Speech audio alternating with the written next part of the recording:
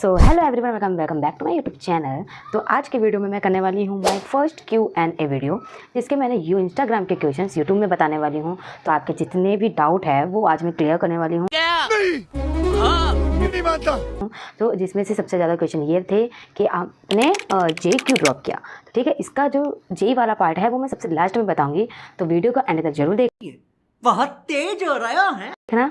और हाँ, मैंने आपके जो क्वेश्चन है वो इस डायरी में नोट कर लिए हैं। तो चलिए देखते हैं किसने तो चलिए शुरू करते हैं। सो फर्स्ट क्वेश्चन है कि आपका फुल नेम क्या है और इंट्रोड्यूस योरसेल्फ। तो पहली चीज़, मेरा नाम परी माठे है और मैं कक्षा 12वीं में पढ़ती हूँ। ISC बोर्ड है मेरा। तो हाँ, तो आप अभी कौन सी क्लास में हैं? तो वही मैंने बताया कि मैं 12th क्लास में हूँ। तो दूसरा है, क्या आपके पेरेंट्स को आपके यूट्यूब चैनल के बारे में पता है? तो जी हाँ, मेरे पेरेंट्स को मेरे यूट्यूब चैनल के बारे में पता है और मेरी मम्मी भी मेरी बहुत सारी वीडियोस देखते हैं। Maximum most of the videos मेरी मम्मी भी देखती हैं। और दूसरा क्वेश्चन है, why did you quit JEE? Last में बताऊंगी मैं। What motivates you when you feel unmotivated? तो देखो, जब मैं मोटिवेट नहीं होती हूँ, मैं सही बता रही हूँ, मैं सो जाती हूँ। और इसमें एक ये भी क्वेश्चन था कि मतलब आप मोटिवेट नहीं होते हो तो आप पढ़ाई कैसे करते हो? तो मेरा उसमें भी यही है, जब मैं मोटिवेट नहीं हूँ तो मैं सो जाती हूँ। मेरा सबसे अच्छा मेडिसिन यही है, मैं सो जाती हूँ। आप के ड्रामा देखती हो? हाँ भाई, आई लव के ड्रामा। आपने PCM क्यों लिया और इनमें से आपका फेवरेट सब्जेक्ट कौन सा है? देखो, PCM लेना मेरा नहीं था, मेरे डैडी का था कि PCM ले लो, जेई कर लेना, ये कर लेना, वो कर लेना, इतनी सारी फील्ड है। बट मेरा जो मन था, मेरा था PCB लेना। ठीक है, मेरा मन था कि मैं PCB लेके नीट करके जाऊँगी। लेकिन बट वही ना, मतलब नीट में बहुत ज़्यादा टाइम लगता है। ज़्यादा मन है तो ठीक है, कोई बात नहीं तो हम तो PCM ज़्यादा सजेस्ट करेंगे। तो फिर PCM ही दिया मैंने। और भाई सच में PCM भी बढ़िया है, कोई उसमें कोई बुराई नहीं है। और इसमें दूसरा क्वेश्चन ये था कि आपको PCM में सबसे ज़्यादा अच्छा कौन सा सब्जेक्ट लगता है? तो PCM में मेरा फेवरेट सब्जेक्ट है केमिस्ट्री। मेरे पूरे 11th में नंबर आए हैं, इसलिए मुझे वो पसंद है। ट्रू भाई, यही बात है कि मुझे इसी वजह से ही केमिस्ट्री पसंद है, क्योंकि उसमें मेरे नंबर आते हैं। रही बात फिजिक्स की, तो उसमें मॉडरेट आता है और मैथ में आज तक भी मेरे नंबर अच्छे नहीं है। Next question, future plan. तो फ्यूचर प्लान भाई मेरा ये है कि मुझे कॉलेज जाना है, उसके बाद क्या होगा वो तो वहीं पे पता चलेगा। ठीक है, आपको पेट्स पसंद है? हाँ, मुझे पेट्स पसंद है, मुझे डॉग से ज़्यादा पसंद है। वो हुआ कि ये था कि मेरे घर में जब डॉग आया है उसके बाद मुझे पेट्स पसंद हुए, क्योंकि मुझे पहले पेट्स नहीं पसंद थे। सीरियसली मुझे कोई भी जानवर नहीं पसंद था, लेकिन जब मेरे घर में पेट्स आया, मतलब पेट आया, डॉग था, वो है अभी भी है, तो उसकी वजह से मुझे और भी पेट्स अच्छे लगने लगे। एग्ज़ाम टाइम आप रात को पढ़ते हो या दिन में? रात में। एक दिन पहले रात में पढ़ना, पता नहीं क्यों, बट अगर उस दिन रात को नहीं पढ़ा तो मेरा पूरा पेपर ख़राब हो जाएगा, और उससे पहले पढ़िए तो भी मेरा पेपर ख़राब हो जाएगा। लेकिन मैं क्या करती हूँ, एक महीने पहले पढ़ती हूँ, उसके बाद पेपर एक दिन पहले पढ़ती हूँ। और बाकी सबको लगता है मैं पूरा दिन पढ़ती रहती हूँ। भाई नहीं, मैं रात को पढ़ती हूँ, पेपर के टाइम रात को, सिर्फ रात को। ठीक है, पूरा दिन नहीं पढ़ती। फिर है 10th में हाईएस्ट स्कोर किसमें किया था और कितना? मेरा 10th में हाईएस्ट स्कोर रहा था हिंदी में, 98 नंबर आए थे। Next question, how do you stay motivated in low productive days? मैं नहीं रहती भाई, मैं सो जाती हूँ, बताया तो। फिर है, आप किस एग्ज़ाम की प्रिपरेशन कर रही हो? तो मैं प्रिपरेशन कर रही हूँ UCD एग्ज़ाम की, under graduated common entrance exam, जो ऑफ डिज़ाइनिंग। ठीक है, तो ये पेपर जो होता है वो आपका पूरा डिज़ाइनिंग बेस्ड पे होता है। इसमें आपको PCM से रिलेटेड कुछ भी नहीं आता है। इसमें आर्ट्स वाले बच्चे भी दे सकते हैं, कॉमर्स वाले बच्चे भी दे सकते हैं, और जो भी अदर फील्ड होते हैं ना, वो अदर ऑप्शंस होते हैं सब्जेक्ट के, कोई भी बच्चा इसे दे सकता है। पहली चीज़ तो ये, ठीक है। और दूसरी चीज़ ये कि इसमें केवल आपकी डिज़ाइन एबिलिटी को देखा जाएगा। सबसे अच्छी बात मुझे इस एग्ज़ाम की यही लगती है कि इसमें आपके केवल डिज़ाइन एबिलिटी को देखा जाता है। और मैथ के जो क्वेश्चंस होते हैं वो कोई 11th के हाई फाई क्वेश्चंस नहीं आते हैं, 10th के क्वेश्चंस आते हैं भाई। 10th के जो रेशियो प्रपोर्शन क्वेश्चन था हमारा, उसमें से क्वेश्चन आता है, प्रोबेबिलिटी से क्वेश्चन आता है, और 2-3 और चैप्टर्स है, उनमें से केवल फिक्स होते हैं भाई, इन्हीं में से सब्जेक्ट आता है, इन्हीं में से क्वेश्चन आते हैं। ठीक है, तो मुझे तो ये एग्ज़ाम बहुत ज़्यादा अच्छा लगा। जब मैंने इसके बारे में सुना तभी मैंने सोचा कि मुझे ये करना है। दूसरा, आपका फेवरेट के ड्रामा। तो मेरे अभी तक के फेवरेट के ड्रामा 2 है, एक है माय डीमन और दूसरा है पेंट हाउस। भाई ये जो 2 है ना, बहुत ज़्यादा ही अच्छे के ड्रामा है भाई, मेरा तो इसमें दिल आ गया था, बहुत ज़्यादा अच्छे है। तो नेक्स्ट क्वेश्चन है, आपका सबसे इमोशनल मोमेंट कौन सा था और कब था? तो मेरा इमोशनल मोमेंट तब था जब मेरा 10th का वो पेपर आने वाले थे, प्री बोर्ड। ठीक है, तो हुआ क्या था, मैं वहाँ से आई हॉस्पिटल से, तब मुझे पता चलता मेरा प्री बोर्ड होने वाला है, और मेरा दिमाग ख़राब हो गया कि भाई मैंने तो कुछ भी नहीं पढ़ा है, मुझे कुछ आता भी नहीं है, मैं कैसे दूँगी, क्या होगा, कुछ भी मुझे समझ में नहीं आ रहा था। क्या फिजिक्स का मेरे लास्ट के काफ़ी पार्ट मिस भी हो गए थे इसी तबियत की वजह से। तो मेरे घर वालों ने कहा कि जो हो रहा है वो करो, जितना आता है उतना करो, बाकी हम लोग देख लेंगे। तो उस टाइम मेरे घर वालों ने बहुत ज़्यादा सपोर्ट किया भाई, सबसे ज़्यादा सपोर्ट किया था। क्वेश्चन है, तुम्हारी कोई ऐसी हैबिट जो घर वाले इरिटेट होते हैं? खत्म। सोना। मेरे घर वाले मतलब यही बोलते रहते हैं, दिन भर सोती रहती है, दिन भर सोती रहती है। तो भाई उसी से वो लोग सबसे ज़्यादा इरिटेट होते हैं, और मुझे शर्म भी नहीं आती, मैं फिर भी सोती रहती हूँ। दूसरा, आपको तो आर्ट पसंद है तो आपने आर्टिस्ट क्यों नहीं बनना चाहा?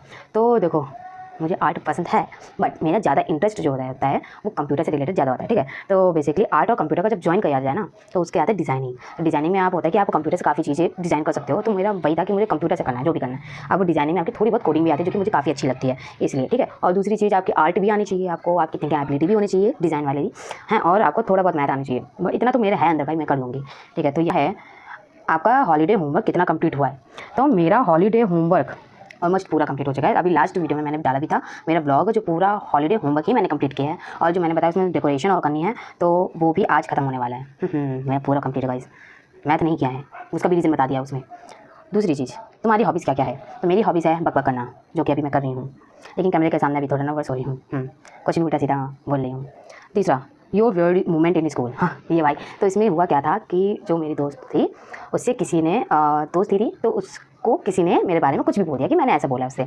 और जब मुझे पता चला कि उसने ऐसा बोला है और उसने मान भी लिया, भाई सबसे पहली चीज़ कि उस बंदी ने मुझसे बोला था कि यार तुम उसके लिए मुझसे बात नहीं करोगे, ऐसी कोई नॉर्मल बात हो रही थी मजाक मजाक में, तो उसने बोला था भाई उसके लिए मुझसे बात नहीं करोगे। तो मैंने तो कुछ नहीं कहा कि ठीक है कोई बात नहीं है। बट जब मुझे पता चला उसी लड़की ने जिसके लिए वो बोल रही थी मुझे, तो उसने बोला कि भाई तुम उसके लिए मुझसे ऐसे बोलोगी। और उसी बंदी ने जब उसको मेरे बारे में कुछ भी बता दिया भाई, जबकि मैंने कुछ बोला भी नहीं था, और जब उसने बताया कि उसने ऐसा करी ने ऐसा ऐसा बोला है, और उसने मान लिया, मैं कह रही भाई मतलब अब क्या ही बोल सकता है। वो मेरा वियर्ड मोमेंट था, सच में वियर्ड था, क्योंकि उसने मेरे से सामने से आके ऐसे कुछ भी पूछ लिया कि भाई ये तुमने कहा। मैंने कहा व्हाट, मैंने ऐसा सोचा भी नहीं, मैंने ऐसा कुछ भी नहीं बोला। तो मजाक होता है, ठीक है। तो एक होता है मजाक और एक होता है सीरियस वे में बोलना।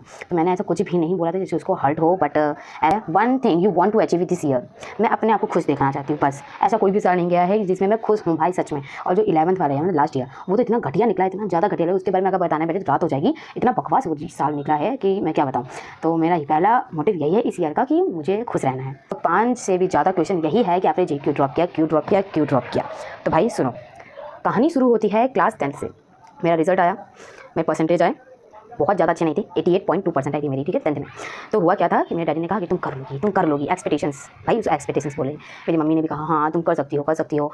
टीचर्स ने भी यही कहा कि वो कर लेगी, उसका है, क्योंकि उसका परसेंटेज इसलिए क्योंकि वो हॉस्पिटल में थी, नहीं तो उसमें भी अच्छा वो कर ही लेती। तो जब इतने सारे लोगों ने बोला कि हाँ कर लेगी, तो मुझे भी लगा हाँ शायद मैं कर लूँगी। हाँ तो उसमें कोई बुराई नहीं, ठीक है। 10th तक जब तक रिजल्ट आ रहा था तब तो कोई बुराई नहीं थी, मैंने कोचिंग ज्वाइन सब कुछ कर लिया।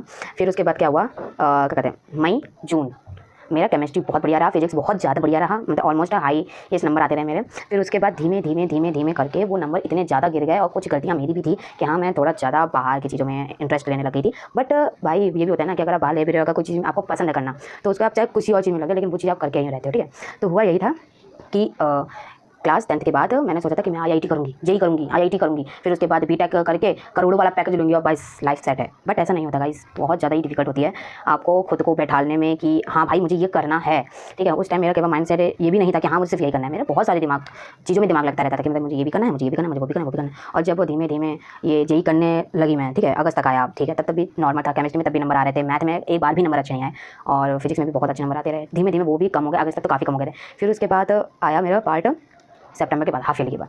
उसके बाद तो केमिस्ट्री भी गिर गया, फिजिक्स भी गिर गया, मैं तो कभी उठा ही नहीं था, तो वो भी सबसे ज़्यादा गिर गया। और बेसिकली ये था मेरा मोटिव कि छुट्टियों के बाद मैंने ये सोचा था कि एक बार हम जेई मेंस का पेपर देंगे और जेई मेंस पेपर 2 भी देंगे, जो आर्किटेक्ट का होता है, ठीक है। तो आर्किटेक्ट के लिए भी मैंने पहले सोचा था। तो उसमें क्या होता है कि आपको सबसे पहले जेई मेंस पेपर 2 देना होता है, उसके बाद आर्किटेक्ट का कॉलेज से आप जा सकते हैं, ठीक है। तो फिर उसके बाद यही कि मतलब नहीं बीटेक अच्छा है, तो ठीक है, और क्या कर सकते हैं। फिर बीटेक में ज़्यादा ध्यान देने लगे, मेरी तबियत और ज़्यादा ख़राब होने लगी। हाँ तो यही होता है कि जब मैं ज़्यादा स्ट्रेस लेने लगती हूँ, कुछ होता है, तो मुझे बहुत ज़्यादा तबियत खराब होने लगती है। ऑलरेडी ब्लड नहीं है भाई, पंखा बंद है इसलिए गर्मी लग रही है, क्योंकि नहीं तो वॉइस अच्छी नहीं आएगी, ठीक है, पसीना बहुत ज़्यादा आ रहा है। तो हुआ यही था कि मुझे करना है, मैंने भी थोड़ा मन था भाई, थोड़ा। उसके बाद आता है दिसंबर का पार्ट। दिसंबर में क्या हुआ, 1 दिसंबर मेरे दादा की डेथ हो जाती है, ठीक है।